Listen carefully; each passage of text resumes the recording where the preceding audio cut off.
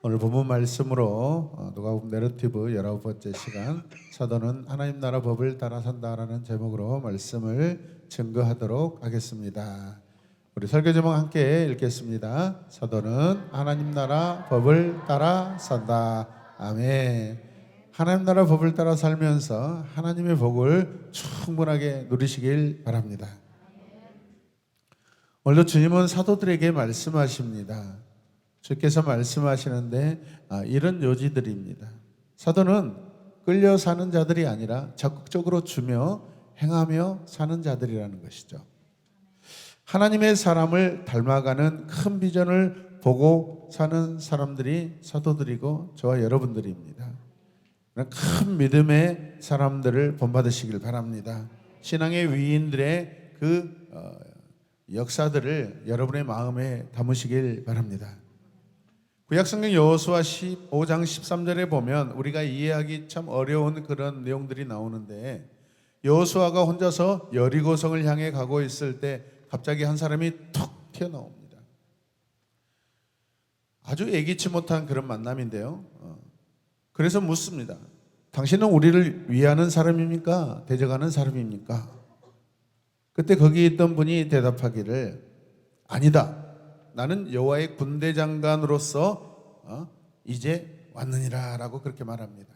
누구라고요? 여호와의 군대 장관. 여호수아를 위해서 온 것도 아니고 그렇다고 회하려고 온 것도 아니라는 것이죠. 오직 여호와의 군대 장관으로 왔다라는 말인데, 이 여호와의 군대 장관이라는 말은 하나님의 총사령관이라는 뜻입니다.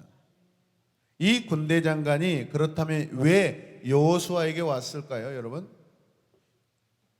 이 말을 들은 여호수아가 즉시 땅에 얼굴을 대고 엎드립니다. What do you command your servant my Lord? 내 주여 무슨 말씀을 하려고 하십니까? 라고 자기 자신을 뭐라고 낮춰요? 종으로 낮춥니다. 이때 여호와의 군대 장관은 갑자기 여호수아에게 명령합니다. 이곳은 거룩한 땅이니 내 발에서 신을 벗어라 라고 이야기합니다. 마치 출애굽기 3장에 모세가 하나님 앞에 소명을 받는 그 모습입니다. 여호수아는 여호와의 군대 장관에게 자기 모든 지휘권을 위임합니다. 위임한다는 것은 맡깁니다. 엠파워먼트라고 그러죠. 그리고 이제부터는 그분이 인도하는 대로 따라 살겠다는 결단을 합니다. 여러분, 지도자 한 사람이 하나님 앞에 여러분 순종의 결단을 하면 그와 함께하는 모든 공동체는 하나님의 은혜를 여러분 받은 줄로 믿으시길 바랍니다. 그리할 때 하나님께서 여호수아와 이스라엘 백성을 이제 인도하기 시작하십니다. 이 상황이 무엇일까요? 여러분 함께 해보실래요? 함께 읽겠습니다. 하나님은 우리의 돕는 자 되기를 원하지 아니하시고 인도자가 되기를. 아멘. 오해가 될 수 있는 그런 그 미묘한 표현인데, 사람들은 하나님께서 계속 돕기만 하신다라고 표현하면 아무것도 하지 않고 바라기만 한다는 것입니다. 근데 인도라는 것은 하나님께서 계속 끌고 가시는 것입니다. 믿으십니까? 여기서 크리스찬의 삶은 어떻게 사는 것인가를 충분히 우리가 이해할 수 있는 그러한 부분인데요, 적용하는 말씀입니다. 여호수아가 그분을 만났을 때 이미 여호수아는 거룩한 땅에 있지 않겠습니까? 여러분, 거룩이라는 게 무엇입니까? 어떤 게 거룩입니까? 거룩이 어떻게 되는 것이죠? 사람으로서 되는 게 아닙니다. 하나님이 계시는 곳이 여러분 거룩한 곳입니다. 하나님의 이름을 높여드리는 것이 거룩한 것입니다. 그런데 왜 여호수아가 순복할 때, 순종할 때 비로소 그 발에서 신을 벗으라고 하는 걸까요? 그분이 왔기 때문에 그 땅이 거룩한 땅일까요? 아니면 이제부터 여호수아가 거룩한 하나님의 땅에 들어왔다는 그런 뜻일까요? 여러분, 하나님의 나라는 눈에 보이지 않는 시간과 공간을 초월하는 영역입니다. 여러분, 그러므로 말미암아 성경에는 이 하나님 나라를 표현할 때, 우리 인간과 하나님 나라를 표현할 때 여러분 들어간다가 아니고 내가 간다가 아니고 어떻게 해요? 그 나라가 우리에게 오는 것입니다. 우리가 들어간다라는 것은 우리의 행위가 포함된 것입니다. 그러나 그 나라가 우리에게 왔다라는 것은 전적으로 하나님께서 하시는 그러한 행위인 줄로 믿으시길 바랍니다. 함께 고백합시다. 하나님의 나라가 임한다. 저와 여러분의 삶에 하나님의 나라가 오시고 임하시기를 축복합니다. 하나님의 나라의 영역이 나에게까지 확대되는 것을 의미하죠, 여러분. 함께 있어도, 이 자리에 함께 예배드려도 어떤 사람에게 하나님의 나라가 임하기도 하고 어떤 사람에게는 하나님의 나라가 오지 않는 그런 상황이 발생됩니다. 우리가 하나님의 백성이 되는 것을 말하는 것이 바로 하나님의 나라가 임한다라는 것입니다. 그 나라는 영적인 영역이요, 정신적인 영역입니다. 물론 구약에서는 눈에 보이는 영토, 땅을 의미하기도 합니다. 그러나 신약에 와서는 그 여러분 의미와 범위가 여러분 시간과 공간과 여러분 땅을 초월합니다. 지역을 초월합니다. 장소를 초월합니다. 여호수아와 같이 하나님을 인정하고 받아들이는 사람에게 임하는 나라입니다. 그 나라가 내게 임한다는 것은 내가 그 나라의 법을 따르고 지키고 사는 것이죠. 다시 말하면 하나님의 나라는 아멘하고 주 예수 그리스도를 받아들일 때 임하는 나라입니다. 고개를 들으시고 하나님의 나라를 보시길 바랍니다. 그 나라에 사시길 바랍니다. 여호수아가 하나님 나라에 속하게 되자 하나님께서 여호수아를 위하여 능력으로 역사하기 시작합니다. 여리고를 무너뜨려 주셨고 힘들이지 않고 여리고성을 점령하게 하셨습니다. 인간의 방법이 아닙니다, 여러분. 7일 동안 뺑뺑뺑 돌고 마지막 날에 여러분 나팔을 불 때 어떻게 그 견고한 성이, 그 지역의 가장 견고한 성이 와르르 무너지는 놀라운 기적이 일어납니다. 그 이후에 계속해서 가나안 땅을 정복하도록 해주셨습니다. 그래서 우리 여호수아를 생각할 때 여러분 여호와의 전쟁, 또 여호수아는 단 한 번도 패하지 않는 유일한 하나님 나라 장군입니다. 계속해서 하나님께서 그렇게 인도하신 줄로 믿습니다. 로마에 가면 로마의 법을 따라야 한다고 하죠. 한국에 살면 어느 법을 따라야 돼요? 대한민국의 법을 따라 살아야 합니다. 그래야 그 나라가 주는 자유를 누릴 수 있습니다. 그 나라의 보호와 도움을 받을 수 있기까지는 어떻게 해야 돼요? 그 나라가 정하는 법을 따라 살 때 보호받을 수 있습니다. 아멘입니까? 네. 하나님 나라도 마찬가지죠. 많은 크리스찬이 사는 방법은 아직도 세상에 사는 방식대로 살려고 합니다. 신앙은 시간만 보내면 되는 싸움이 아니라 내 자신과 변화의 싸움의 시간들입니다. 신앙은 그분이 교회를 얼마나 다녔든지 그걸 계산하지 않습니다. 얼마나 매일매일 하나님 앞에 변화되는지 그것을 더 소중히 여깁니다. 오늘 청소년 주일학교 예배 때 가인과 아벨의 예배에 대해서 나누었습니다. 한 사람은 오래오래 살았지만은 그런 마치 저주받은 인생을 살았고, 그러나 한 사람은 일찍 죽었지만은 성경에 영원히 모범으로 기록되는 예배자로 남아 있습니다. 우리의 삶과 죽음은요, 여러분 시간 싸움이 아닙니다. 변화의 싸움입니다. 관계의 싸움입니다. 하나님께 무엇을 드릴 것인지 그것을 고민하며 사는 것이 여러분 신앙의 태도인 줄로 믿습니다. 시간이 계급이 될 수 없습니다. 변화되지 않는 이 고집보다는 변하는 순종이 축복입니다. 오늘 우리들의 신앙의 문제도 바로 여기에 있다고 생각됩니다. 우리의 몸은 하나님의 나라에 들어왔는데 정신은 아직도 세상 사람들처럼 살고 있는 그런 여러분 성도들이 많아요. 그래서 세상에 나가도 괴롭고 교회에 와도 괴롭습니다. 도무지 여러분 변화되지 않는 그 기준 때문에 그렇죠. 한 가지를 선택하시길 바랍니다. 하나님 나라를 선택하시길 바랍니다. 그 나라의 법을 여러분 지키며 사시길 바랍니다. 여러분 언제까지 그렇게 살려고 합니까? 이것도 하고 저것도 하는 것이 신앙이 아닙니다. 이제는 세상 사람도 될 수 없고 그렇다고 확실하게 하나님의 사람도 되지 못하고 살고 있는 우리들의 모습을 회개하시길 바랍니다. 그렇기 때문에 하나님 안에 사는 자유와 기쁨도 누리지 못하고 늘 양심의 가책만 받고 살고 있지 않겠습니까? 하나님 안에 사는 축복도 누리지 못하고 사는 것이죠. 여러분, 이게 얼마나 큰 불행입니까? 매주마다 매일마다 예배 드리는데 하나님 나라의 법을 따르지 않고 하나님의 복을 받지 못하고 늘 양심의 가책, 죄의 가책만 느끼고 있다면 그 하나님 슬퍼하시는 일입니다. 그래서 우리 교회의 모토는요, 영원히 춤추는 교회입니다. 하나님 나라 들어오면 기뻐야 됩니다. 아멘. 뭐 일을 막 열심히 하려는, 여러분 그거 잘못된 태도입니다. 우리가 구원의 기쁨에 기뻐서 하는 것이지 어떤 일을 열심히 해서 복을 받는다? 그게 아닙니다, 여러분. 하나님의 나라를 누리시길 바랍니다. 하나님 나라에서 기쁨을 누리시길, 그거 뭐예요? 구원의 간격이죠. 주님이 나와 동행하시는 간격이죠. 하나님이 우리와 함께 하시는, 동행하시는 기쁨이죠. 우리는 하나님 나라의 시민으로 이미 선서를 했습니다. 하나님 앞에서 선서를 해야 그 나라 시민이 될 수 있습니다. 그 선서는 우리가 주 예수 그리스도의 십자가와 부활을 믿는다고 마음으로 아멘하는 것입니다. 크게 아멘합시다. 그 순간 우리는 하나님 나라의 시민이 되는 것입니다. 홍시민도 되고 김시민도 되고 박시민도 되고 위시민도 되고 최시민도 되고 되는 것입니다, 여러분. 아멘.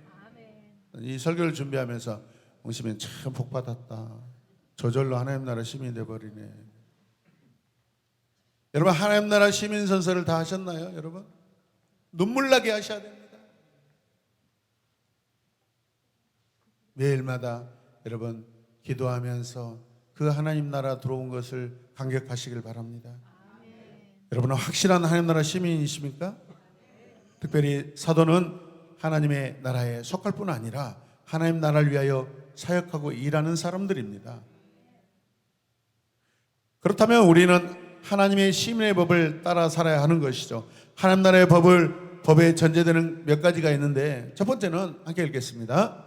하나님의 나라의 시민은 다 용서받은 자들이라는 사람입니다. 아멘. 용서받지 않으면 하나님 나라 시민 아닙니다. 어디에서 용서받아요? 죄로부터 용서받는 것입니다. 성경은 회개하고 주 예수를 믿으라고 합니다. 주 예수를 믿으라고만 말하지 않습니다. 회개하라고 한 것은 우리 모두가 용서를 받아야 한다는 것입니다. 그러므로 우리가 다 용서를 받고 이 땅에 들어온 사람들입니다. 그 땅은 하나님 나라입니다. 사도는 다 용서로부터 시작됩니다. 성도도 마찬가지입니다. 성도는요, 용서로부터, 용서받음으로 말미암아 시작되는 것입니다. 함부로 성도라고 말하지 마십시오. 여러분 안에 예수가 없는데 무슨 성도입니까? 두 번째는 같이 읽겠습니다. 하나님의 나라는 오직 하나님의 사랑으로 통치되는 나라입니다. 하나님의 사랑으로 통치가 돼요, 여러분. 일단 그 나라에 들어오면 심판받지 않습니다. 의의 심판만 있습니다. 죄를 면제받았는데, 죄 사함을 받았는데 그 죄에 대해서 여러분 심판받지 않습니다. 그래서 세상은 권선징악이라는, 여러분 착한 일을 하면 칭찬받고 악을 행하면 여러분 심판받는다는 그런 권선징악의 논리는 하나님 나라는 적용되지 않습니다. 책망할 자가 있으면 하나님께서는 그 자녀의 머리에 숯불을 놓아서 스스로 부끄러움을 느끼며 돌이키게 하는 나라입니다.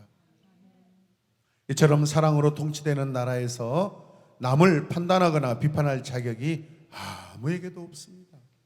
남을 흉보거나 남의 허물을 들춰낼 자격도 없습니다. 함께 고백합니다. 자격이 없습니다. 하나님의 나라는 심판을 받는 나라가 아니라 어떤 나라예요? 사랑받는 나라입니다. 아멘입니까? 하나님의 사랑을 받고 사는 자들이기 때문에 모든 자들을 사랑하는 우리는 자유밖에 없습니다. 세 번째는 함께 읽겠습니다. 하나님 나라는 하나님의 절대 능력으로 통치되는 나라입니다. 그러므로 오직 그 말씀 앞에 우리는 엎드리고 하나 되는 길, 다른 길은 없습니다. 이렇게 살면 그때부터 하나님께서 내 인생을 책임지게 되십니다. 인도하십니다. 나를 위하여 역사하기 시작합니다. 여러분을 통하여 기적을 일으키십니다.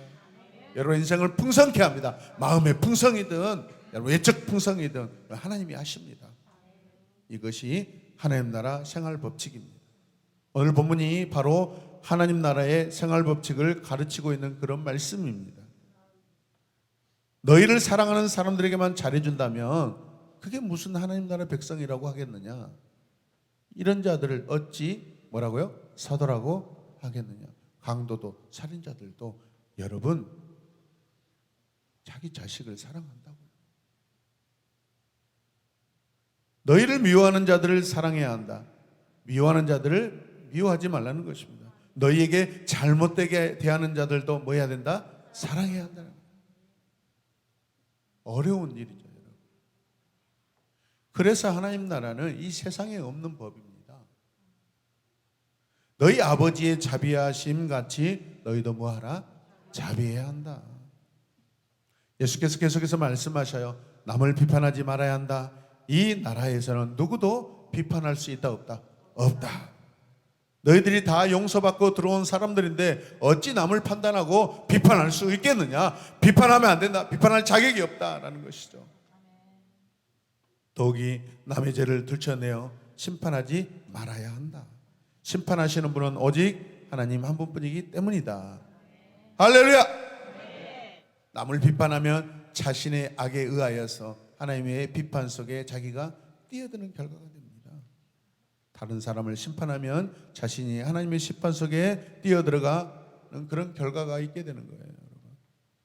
하나님 나라에서 절대로 금지된 것은 무엇이죠? 자기 의를 드러내는 것입니다. 자기 영광을 드러내는 것입니다. 자기 영광을 드러내면 안 됩니다. 내게 무슨 영광이 어디 있어요, 여러분? 내게 있는 영광이라면 하나님의 영광뿐입니다. 그래서 내 안에는 영광이 없어요, 여러분. 내가 만들어낼 수 있는 영광은 없어요. 어떻게 죄인들에게 영광이 있을 수 있어요? 하나님의 자녀가 됐을 때 오직 우리 안에 영광이 존재하는 줄로 믿습니다. 그 영광은 주님이 주시고 하나님이 주시고 허락하신 영광인 줄로 믿습니다.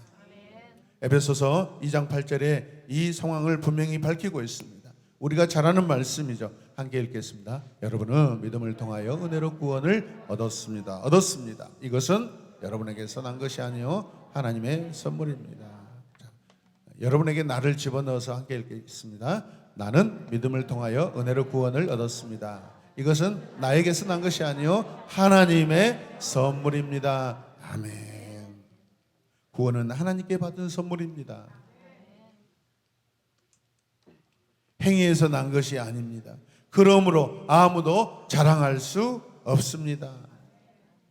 내 행위로 구원이 발생된 것이 아니므로 자랑할 수 없는 것이죠. 사람의 행위에서 구원이 나타날 수 없습니다. 믿으시길 바랍니다. 사람의 행위에서 구원이 생산될 수 없습니다. 이렇게 본다면 하나님 나라에서 가장 큰 죄는 다른 사람을 비판하고 심판하는 것입니다. 왜냐하면 이것은 하나님의 은총의 옷을 벗어버리고 자기를 하나님 앞에 노출하는 행위이기 때문에 그렇습니다. 비판한다거나 심판한다는 것이 무슨 뜻이에요, 여러분? 남을 멸시하고 끌어내리는 것입니다. 그 끌어내리는 것은 하나님이 세우신 자를 끌어내리는 것입니다. 하나님께서 하신 행위를 대적하는 것입니다, 여러분. 하나님이 존귀히 여기는 성도인데 내가 끌어내리는 것입니다. 비판함으로. 왜 할까요, 이런 행위를? 남을 멸시하고 아래로 끌어내리는 행위를 왜 할까요? 자기를 영화롭게 하려는 심리적인 보상 행위입니다. 그래서 교회 안에서 여러분 자신감이 연약한 사람들이 특히 교회 생활하기 어렵습니다. 아니 좀 잘난 체도 하고 떳떳하게 좀 교회를 다니시라고요. 예수를 믿으시라고요. 뭘 눈치를 보고 그렇게 뭐야? 똥마려운 강아지 마냥 진돗개 큰 진돗개 앞에 너무 무서운 강아지 마냥 꼬리를 살살살 내리고 눈치를 보냐 이 말이에요, 여러분. 자신 있게 아멘. 우리 아버지는 하나님이십니다. 우리 주인은 예수님이십니다. 하나님의 영이 우리 안에 계시고 우리와 동행하시는데 뭘 그렇게 양심의 가책을 누리고 사냐 이 말이에요. 여러분, 비판과 불평은 자기가 중심이 되어 사는 사람에게서 나오는 것입니다. 불평불만은 누구에게서 나와요? 자기 중심적인 사람이 그렇게 하는 거예요. 하나님 중심적인 사람을 하지 않습니다. 하더라도 여러분 누이치고 깨닫습니다. 할렐루야. 다시 하지 않겠다고 결단하는 것입니다. 나를 높여야 하겠는데 그렇게 되지 않을 때 다른 사람들을 다 끌어내리려고 하는 행위가 바로 뭐예요? 비판입니다. 비판. 하나님 중심으로 사는 생활에서 비판이나 남을 심판하는 행위는 여러분 하나님께 용서받을 수 없습니다. 그래서 우리 부모님들 잘 여러분 기억하시길 바랍니다. 여러분 가정에서 교회를 비난하고 목회자 비난하고 성도를 비난하고 세상을 막 비난하면은 자녀들이 그 언어를 따라서 합니다. 그게 유산으로 여러분 대물림 돼 버립니다. 좋은 믿음의 가정 유산을 발생시키시길 바랍니다. 그래야 하나님의 복을 누릴 수가 있습니다. 뭘 해도 안 되는 거예요. 왜? 원인이 있습니다.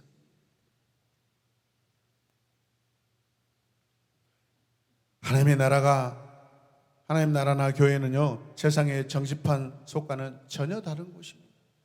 왜 우리가 무슨 말을 하고 어떤 것을 잘못됐다고 비판할 때 왜 세상 정치판을 항상 먼저 꼽은 줄 아세요? 세상 정치판은 너 죽이고 나 살자는 것입니다.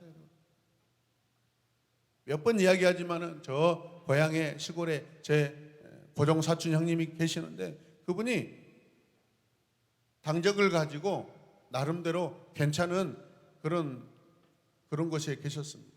그러다가 이제 임기가 끝나니까 욕심이 생겨서 한 번 더 하려는데 안 해주죠. 중앙에서 안 해주니까 어떻게 해요? 당을 바꿔버립니다, 여러분. 대한민국 국민으로 살다가 여러분 욕심이 생기니까 다른 나라에 여러분 신분을 가지고 뭘 하려고 하는 것이죠. 이거는 이적행위입니다. 반역행위입니다. 하나님 나라 백성들도 그런다는 거예요. 그게 누구예요? 이스라엘 백성들이 그렇게 해요. 아니 하나님 나라 백성으로 살고 있는데 주변 나라 이방인 나라 사람들처럼 살잖아요. 그게 뭐예요? 반역행위죠. 이적행위죠. 이해되신 분만 아멘. 그래서 세상이 난장판이 되어가고 있는 것입니다. 요즘 정치판을 보세요.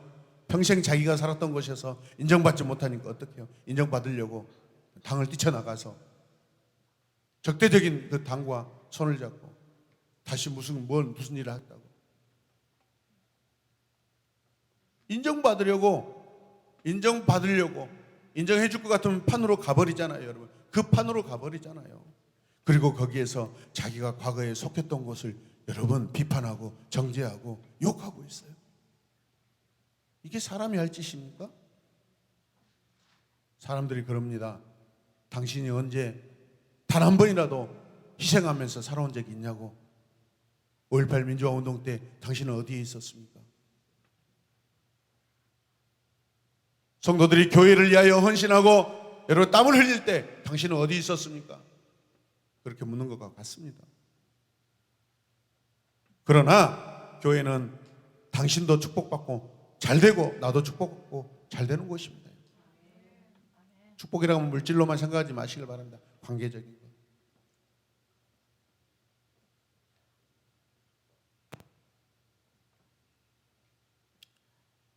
제가 시골에서 중고등학교 시절에 시골에 있으면은 우리 로 목사님 어머니와 또 그 교회를 다니시는 그 분들이 주일날이면 옷을 아주 정갈하게 입고 한 3분 4분이 걸어서 밑에 이렇게 교회를 하시는 모습을 종종 보았습니다. 어렸을 때 신앙도 모르는 저에게 저는 주일이면 광주에서 내려와서 막 죽도록 일을 해야 되고 그래야 되는데 교회를 가는 그분들의 모습 속에서 평안을 볼 수 있었어요. 뭔가 달라요. 거룩함이 느껴졌습니다. 그게 부러웠어요. 하나님의 나라는 그런 것입니다. 가난하게 살아도 평안이 있습니다, 여러분. 세상 나라는 많은 것을 가지고 다 가졌다 할지라도 불안에 떨며 사는 것입니다, 여러분. 왜? 평안이 없기 때문에 그렇습니다.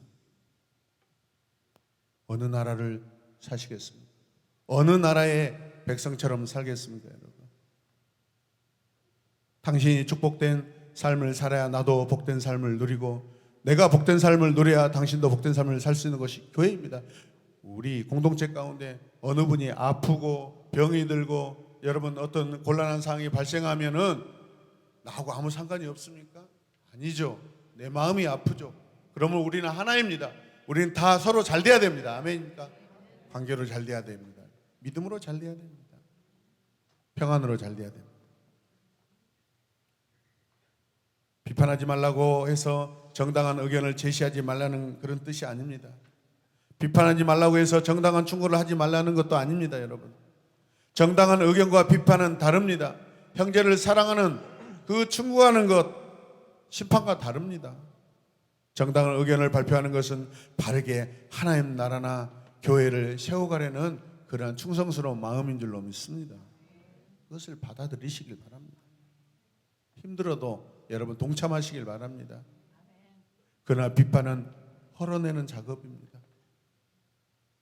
긁어 부스럼내는 거예요. 형제를 만나서 진정으로 충고하는 것은 여러분 사랑의 행위입니다. 그건 잘되게 하려고 하는 것이죠. 이 일은 믿음의 세계에서 많이 일어날수록 좋은 줄로 믿습니다. 공동체 안에 어려운 일을 당한 분들을 도와주시길 바랍니다. 그러나 심판은 그 사람을 매장하는 행위입니다. 묻어버리는 거예요. 묻어버려야 자기만 존재하는 거예요. 주님은 당신의 백성들, 특별히 사도들에게 이런 행위는 절대로 허락하지 않으셨습니다. 비판하지 말라, 심판하지 말라고 말씀하십니다. 우리 함께 고백하실까요? 비판하지 말라, 심판하지 말라. 네. 하나님 나라에 세 가지 중요한 법칙이 있는데, 첫째는 무조건 사랑하자는 것입니다. 둘째는요, 무조건 주라는 것입니다. 주라. 그리하면 하나님께서 막 꾹꾹 누르고 흔들어서, 여러분 대 있잖아요, 대. 그냥 설렁설렁 이렇게 대가지고 주는 게 아니라 꾹꾹 누르고 흔들어가지고 다시 또 꾹꾹 누르고.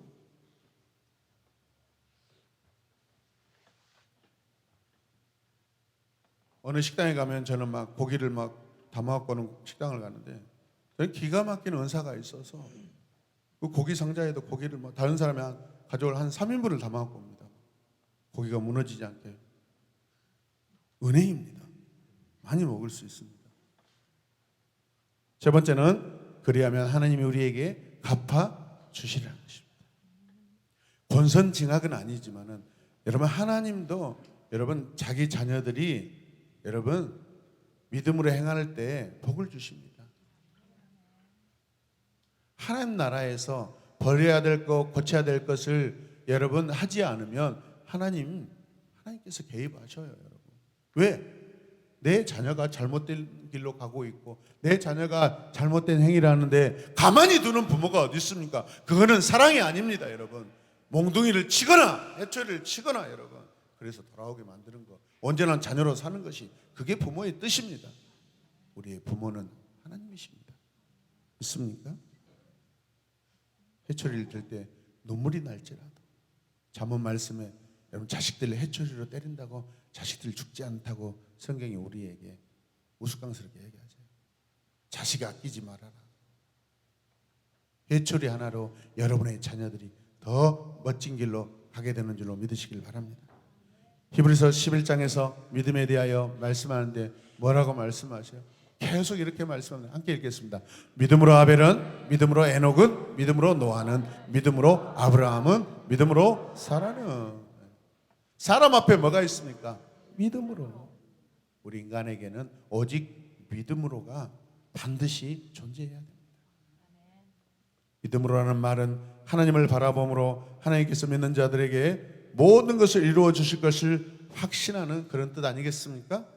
그렇기 때문에 아벨은 하나님을 바라봄으로 하나님이 원하시는 바른 제사를 드릴 수 있었습니다.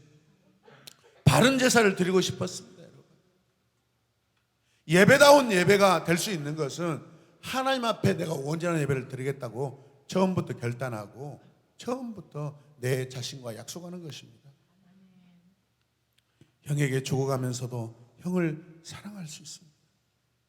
가인과 아벨의 내러티브에서 죽어가는 이 아벨이 여러분 형을 원망한 거 보셨어요? 전혀 그런 내용 없습니다.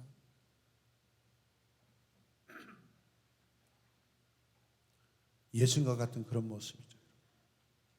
요즘 연안순같이 어린 양으로서 모든 십자가를 다 감당하십니다. 거기에서 아프다, 나 십자가, 나 괴롭다, 너희놈들 내가 한 번만 말하면 너희들 다 한 번에 다 죽일 수 있다, 그런 이야기 안 하십니다.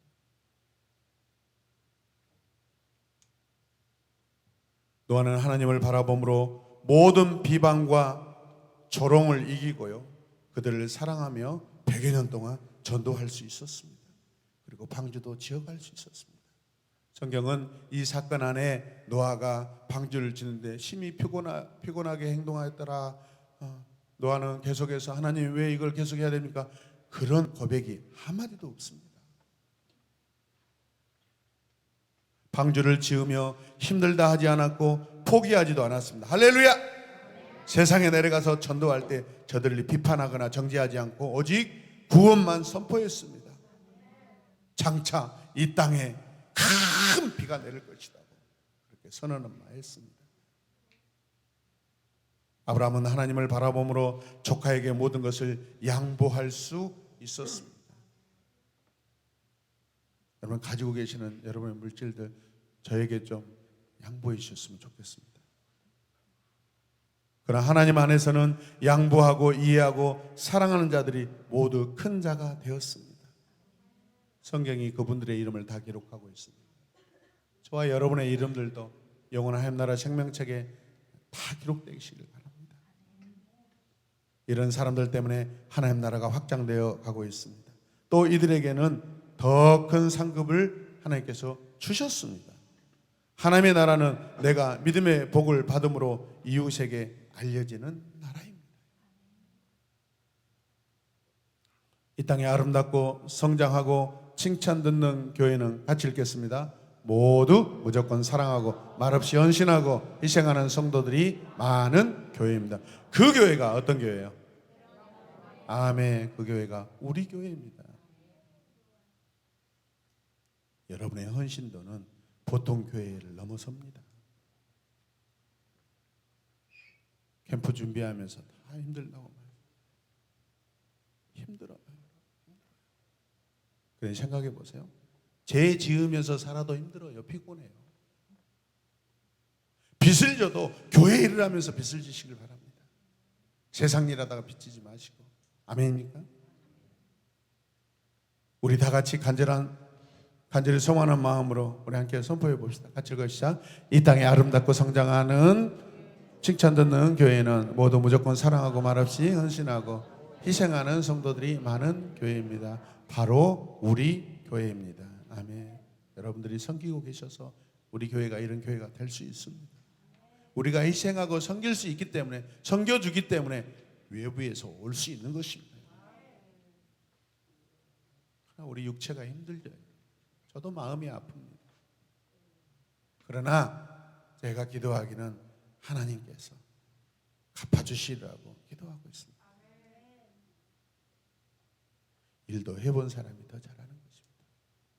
돌도 옮겨본 사람이 나중에 큰 돌도 옮길 수 있는 힘이 생기고 요령이 생기고 은사가 생기는 것입니다.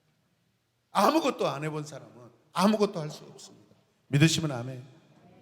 자에게 자리에서 그 자리가 춥거나 비가 오거나 지켜가고 있습니다. 여러분들이 자기 자리를 빈틈없이 지켜주고 계십니다. 여러분들이 언제나 보아도 자기가 있어야 할 자리에 그 사람이 있습니다. 그게 바로 나입니다. 봉사자들은 말없이 하기 바랍니다. 힘들어도 인내하시길 바랍니다. 불평이 나올 것 같으면 멈추시고 그 일 하지 마십시오. 열심히 하시고 힘들어도 할 수 있는 사람에게 맡기시길 바랍니다. 입으로 교회가 세워지는 것은 아닙니다. 이론으로 교회가 세워지는 것이 아닙니다. 믿으시면 아멘. 순종으로 아멘. 저는 우리 성도들이 봉사를 안 해서 힘든 게 아니라 요리하면서 환풍기 틀지 않고 화재 경보기를 울려서 못 살겠어요.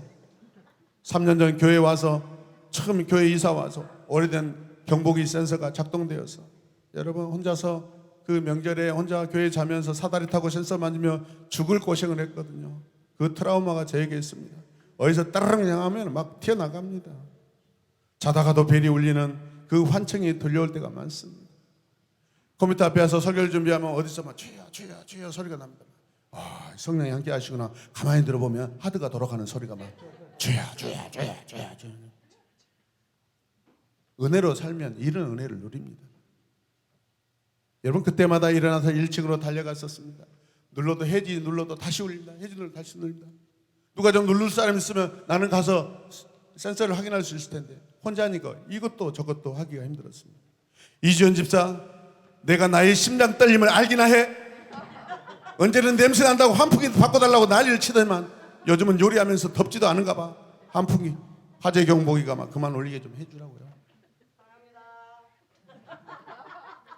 이제는 수육에서 화재 경보기로 바뀌었습니다.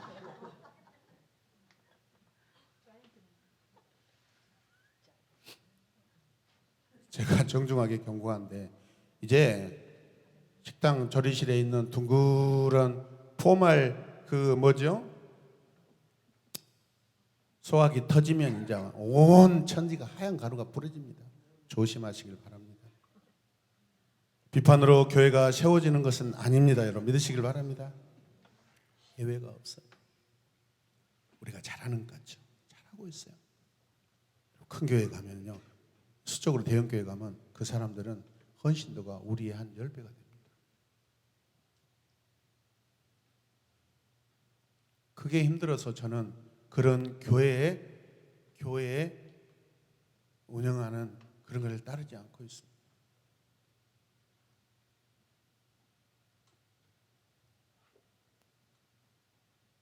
여러분 가만히 생각해 보세요. 교회에는 말없이 일하고 헌신하는 사람들이 벌어놓은 축복을 다른 사람들이 먹고 사는 것입니다. 여러분들이 하나님의 복을 나눠주는 사람들 되시길 바랍니다. 이런 분들이 교회를 세워나가는 분들이고 하나님 나라를 확정시켜 나가는 분들 아니겠습니까? 그냥 교회만 왔다 갔다 하지 마시고 의미 없이 왔다 갔다 하지 마시고 교회에 무슨 일이 생길까? 목사님 제가 혹시 할 수 있는 일 없습니까? 우리 교회는 참 새로운 교회예요. 예수님의 마음을 닮아가는 교회예요. 몇 군데 우리가 이사 왔을 때 벽 타일루가 쏟아졌는데 거기에 돈이 없으니까 공사를 하지 않고 그냥 재생으로 해가지고 거기에 은혜로운 성화를 그려놔 버렸습니다. 여기 밖에도 마찬가지, 2층 내려가는데 마찬가지입니다. 쏟아졌는데 우리 안수 집사님이 구원의 배를 만들어 놨습니다. 단 한마디도 말씀 안 하시고 넉넉하게 일하셔요. 만약 교회에 불평하고 원망하고 비판하는 사람들만 있다면 그 교회가 어떻게 되겠습니까? 그런 교회 안에서는 모든 사람이 불행하게 됩니다. 함께 고백합니다. 불행하게 됩니다. 여러분의 가정에서 맨날 원망과 비판이 가득하면 그게 지옥이지 그게 천국이겠습니까? 하나님 앞에 우리는 직분만으로 살아가는 것보다 사역자로 사도로 살아가시길 바랍니다. 여러분 이스라엘이 왜 타락했고 부패했습니까? 하나님 나라 백성이라는 영광스러운 직분을 받았습니다. 그 영광으로 살아내지 않고 그 영광에 취해서만 살았습니다. 흘려보내지 않으면 물이 흘러가지 않으면 축복도 복도 흘러가지 않으면 물질도 흘러가지 않으면 그게 부패하고 썩습니다. 여러분 동록이 임한다고 그랬습니다. 여러분의 재물을 하나님 나라에 쌓으시길 바랍니다. 사도 바울은 하나님 나라에 들어와서 그 영광을 가지고 살아갈 때 죽을 만큼 두드러 맞았습니다. 새벽이면 몸을 털고 쩔뚝거리며 일어나서 다시 복음을 전하러 갔습니다. 하나님의 영광을 드러내는 사역자로 살았습니다. 춥고 배고프고 육신이 병들고 고달픈 시간을 보냈습니다. 그리고 마지막은 순교라는 이름으로 죽습니다. 사람들은 개죽음이라 할 겁니다. 그러나 우리 신앙 하나님 보시기에는 영광스러운 역사이고 죽음입니다. 하나님의 영광을 드러내다가 죽으시길 바랍니다. 세상을 마감하시길 바랍니다. 대표적인 사람들이 100여 년 전 이 땅에 복음 들고 우리나라를 찾아오신 선교사님들입니다. 이스라엘은 직분의 영광에만 관심이 있었지 그 영광을 드러내는 책임 있는 삶을 살지 못했습니다. 노아 방주에 짐승이 들어가게 되는데 개미 뒤에 코끼리가 걸어 따라오고 있었습니다. 개미가 갑자기 고개를 뒤로 돌려서 묵묵히 걸어오는 코끼리를 향해 이렇게 말합니다. 야, 밀지 마. 어리고 작은 놈들은 말이 많습니다. 그러나 묵묵한 코끼리는 말이 없습니다. 여러분, 신앙의 거장들은 말이 없습니다. 묵묵하게 봉사합니다. 말없이 사역합니다. 그게 사도입니다. 우리는 지금 하나님 나라에 살고 있습니다. 하나님께서 우리를 인도하십니다. 선하게 인도하십니다. 누구도 자기 멋대로 하려고 하지 않습니다. 누구도 자기의 의견만 내세우려고 하지 않습니다. 우리 교회가 하나님의 뜻을 이루어가려고 힘쓰고 있는 것 저는 많이 보고 있습니다. 온 세상을 담을 만한 교회를 이루어가려고 노력하고 있습니다. 제 소망은 광주에서 지금 청소년들이 함께 모여서 기도하는 교회를 소망하고 있습니다. 그게 한 달에 한 번이든. 지금 청소년들이 어디 기도하는 교회가 어디 있나요? 우리 교회뿐입니다. 어떻게 일을 할까? 어떻게 일을 추진할까? 일을 추진하면 혹시 주변 교회에서 시기 질투가 올 것 같은데 어떻게 할까? 고민하고 있는데 교회들이 스스로 찾아옵니다.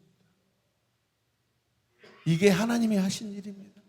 내가 억지로 하지 아니하고 하나님이 보내십니다. 사람들을. 하나님이 학생들을 우리에게 보내십니다. 가만히 있는데 보내십니다. 이게 하나님이 하시는 일입니다.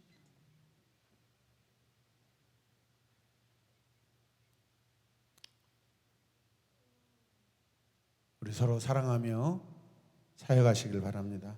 서로 협력하십시다. 서로 이해하십시다. 우리 힘을 모아주시길 바랍니다. 그리고 서로에게 사랑을 베푸시고 서로 선을 행하시길 바랍니다. 그리하면 하나님께서 여러분의 믿음의 그릇으로 다시 갚아주시고 채워주실 줄로 믿습니다. 부모가 힘들어도 헌신하면 자녀들이 잘 될 줄로 믿습니다. 믿음의 자녀를 말하는 것입니다. 내일부터 시작되는 청소년 캠프에 육신이 피곤하고 힘들지만 잘 섬겨주시길 소망합니다. 한 사람으로는 하나님의 나라의 법을 지키는 것이 쉽지 않습니다. 잘 지키다가도 낙심할 수 있습니다. 그러나 잘 지킨 사람들이 여러분 함께 주변에 있으면 서로 위로하고 서로 격려받으며 도전하며 이겨낼 줄로 믿습니다. 우리 모두가 한 몸을 이루고 한 마음을 이룰 때 우리 모두가 다 하나님 나라 법을 따라 살 수 있게 되는 줄로 믿습니다. 말씀을 마무리하면서 이런 글을 써봤습니다. 죄를 지으며 피곤하게 사는 것보다 하나님 일하며 피곤한 것이 비교할 수 없는 무엇이다? 영광이다. 늙어서 내 육체가 늙어서 죽는 것이 아니라 내 육체가 하나님 나라 사역하다가 닳아져서 죽는 것이 영광입니다. 아멘입니다. 저는 우리 집에서 운동 안 한다고 자녀들에게 막 핀잔 듣고 막 그렇습니다. 근데 이 등치에도 큰 병이 없고 제 주변의 동료 목사님들 중에서 제가 제일 건강합니다. 사실입니다. 거짓말 아닙니다. 진심입니다. 제 동기 목사님은 당뇨에 막 여러 가지 합병증이 와가지고 날마다 여러분 헬스클럽에 가서 운동하는데 근데 얼굴은요 아니에요. 저는 운동 안 하고 그냥 있는 대로 먹고 싶은데 다 퍼먹고 살아도 이렇게 건강합니다. 그것은 평소에 하나님 나라 사역할 때 제가 가만히 있지 않고 제 몸이 제 세포가 발딱발딱 뛰고 있기 때문에 그렇습니다. 아멘입니까?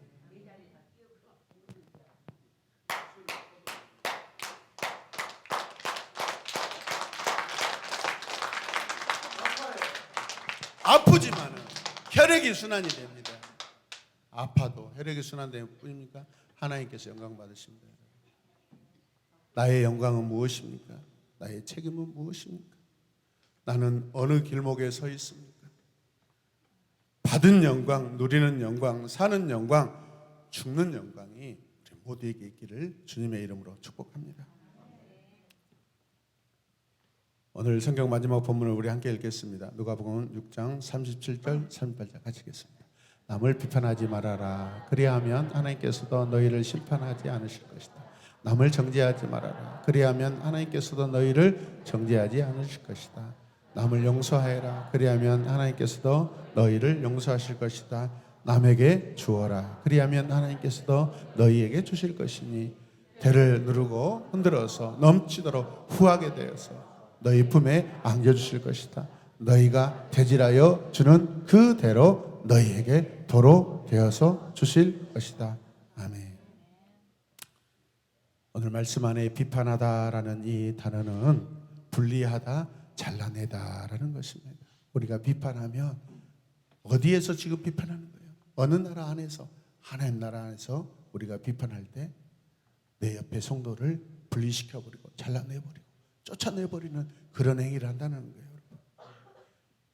성도를, 이웃을 비판하는 것은 하나님 나라에서 분리시키고 잘라내는 행위를 한다는 것입니다.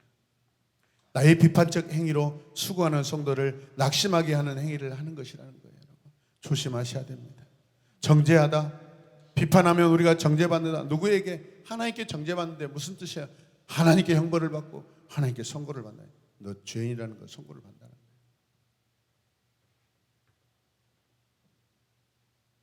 세상 사람들의 사랑과 크리스찬의 사랑과의 차이가 무엇입니까? 그 기준이 무엇입니까? 세상 사람들과는 비교될 수 없이 우리는 달라야 합니다. 세상 사랑과 크리스찬의 차이를 넘어서 우리는 살아야 하는 사도입니다. 성도입니다. 사역자입니다. 지금 당장 내가 이 법을 실천해야 할 사람이 누구입니까? 그들의 얼굴을 한번 보시길 바랍니다. 여러분, 서로 사랑합시다. 우리 옆에 분들에게 고백합시다. 사랑하겠습니다. 사랑합니다. 아멘. 우리 주님께서 주시는 생명수 샘물을 마실 때 하나님 나라 법을 따라 더 잘 살아낼 줄로 믿습니다. 우리 이 시간 기도하길 원합니다. 우리 기도합니다.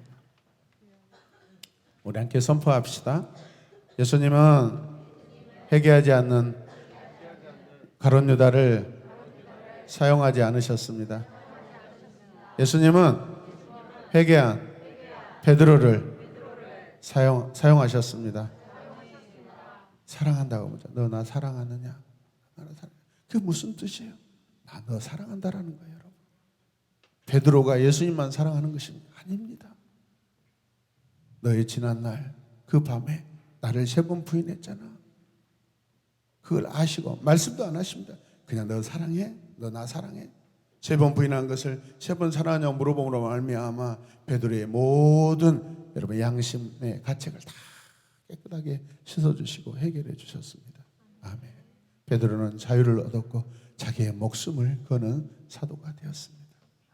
오늘 우리 이 시간 구원의 은혜에 감격하여 하나님 앞에 지치지 않는 그런 열심으로 성실로 충성으로 하나님 나라를 살아가는 우리 모두가 되시길 주님의 이름으로 축복합니다. 이 시간 함께 기도합시다.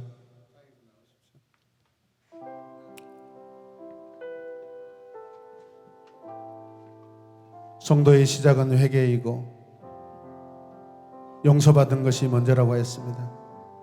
오늘 이 시간, 오늘 이곳에서 지금 예수님을 믿지 않는 분들이 있다면 이 시간 마음의 회개를 하고 지금까지 내가 예수님 없이 교회를 다니고 직분자로 살았고 하나님 회개합니다. 고백합니다. 용서하여 주시옵소서. 진심으로 고백하시길 바랍니다. 아무 의미 없는 시간들입니다. 여러분들 이 자리에 있는 것이. 예배는 하나님을 믿는 자들이 드리는 것이 예배입니다. 불신자로 이 자리에 앉아있지 않기를 원합니다. 하나님 나라의 법을 따라 사는 하나님의 복된 백성 되기를 원합니다. 지금 내가 오늘 이 시간 다시 한번 내 마음에 하나님 나라를 더 깊이 사모하고 하나님 나라를 확정하는 사도로 살게 하여 주시옵소서. 교회를 세우는 자가 되게 하여 주시옵소서. 가정을 세우는 자가 되게 하여, 자녀들을 세우는 자가 되게 하여 주시고, 우리 부모를 세우는 자가 되게 하여 주시고, 축복하는 자가 되게 하여 주시옵소서. 세상을 축복하는 자가 되게 하여 주시옵소서. 우리 함께 이 시간 기도하겠습니다. 주여, 주여, 주여. 아버지여, 우리를 불쌍히 여겨주시옵소서. 우리 육체의 연약함을 아시는 주님, 우리 마음의 연약함을 아시는 주님, 주여, 주여. 주님을 나의 구원의 주님으로 이 시간 맞아드립니다. 영접합니다. 믿습니다. 주여, 아버지여,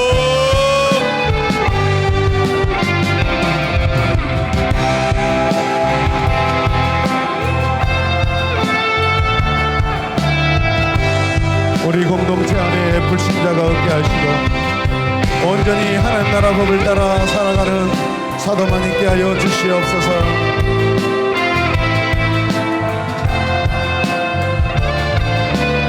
주님,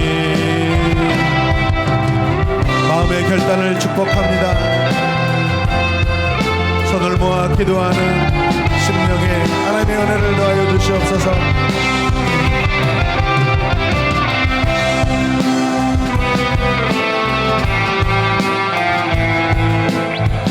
예수님의 이름으로 기도드립니다. 아멘.